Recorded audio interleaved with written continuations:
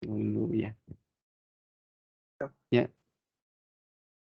Ang kuan pod ang pinaka mo to mong na kuan ni Mr. Jerome pinakalisod nga namon nakuptan kadi kong wafer gid. Mr. Jerome. Yeah. Yeah, pila mo to ka revision sa. Ay, maingon kag napo ka revision. Sobra.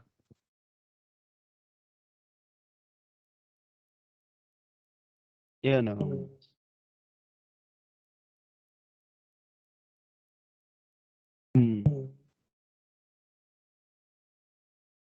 Okay. Pero dugay nakuha na gid na nadaro to sa ilan sa Photoshop. Ilan sa Photoshop na to. Dito to quality.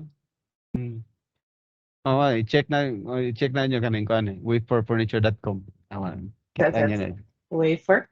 Oh, waveforfurniture.com. Di kuan na siya UK base. Pero ang kuan na ang tagiya na Indiano.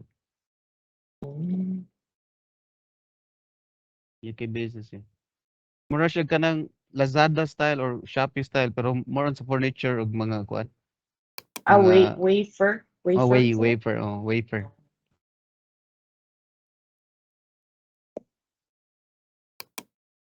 Ano yung takong balay?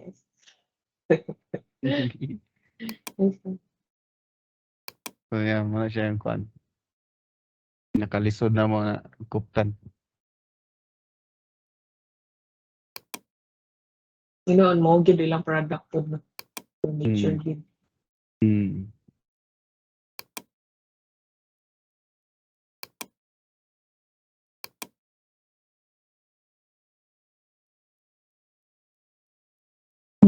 Kita gini mga kuan mo.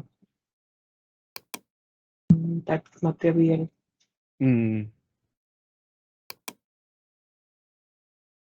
Daghan pa na sila kuan, daghan na sila mga work sister company ba to? Kay kanang Closner sila hamsa na. Tama na mga check ng mga Closner furniture.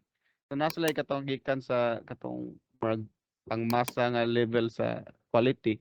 Yan nasa sila pang high end nga quality. Pang kuan ba? Pang sanay tawag gani ha?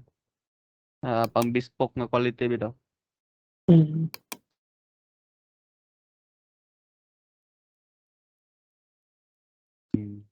Ang bespoke, kuan po na siya, kumpanya sa siya. Dili ko na siya master kanang tawag gani kanang customized ba? Customized furniture mga ang kanang Samsung naman sila bespoke nga line sa appliances na. Customized na siya mga by kuan sa client ba kanang